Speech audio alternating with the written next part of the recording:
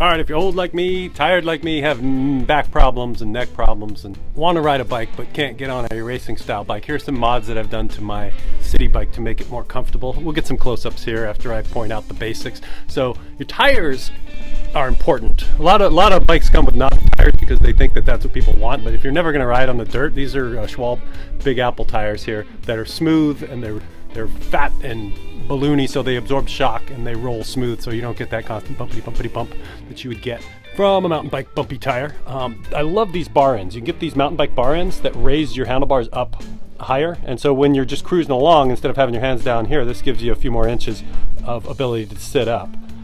You can see the bar ends are higher than your average cruiser handlebar, which makes them super comfortable.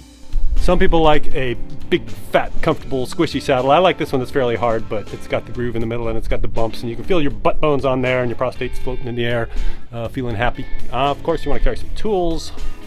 Got this basket for carrying groceries. Got a beverage holder. The single best improvement that I've made recently, I hadn't really thought about this on a regular bike until I bought this, but a modern air suspension fork.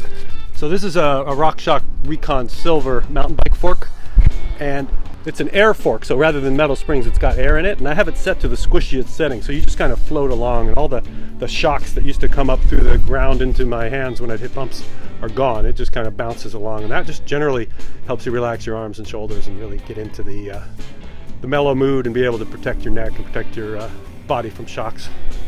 When you buy a mountain bike fork, it comes super long, and you're supposed to cut it down to fit whatever your preference is. And so in this case, I didn't cut it down. I just left it long. So by replacing the fork, I got an extra 10 millimeters of travel here, which raised the bike up.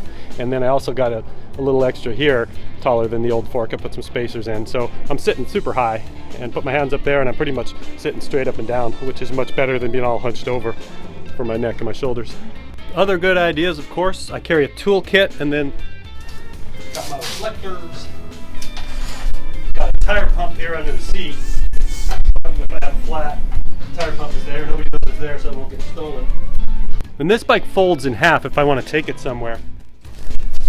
There are a few companies that make folding bikes like this. A lot of them are little and they look kind of silly when they're unfolded. This one's a full-size bike.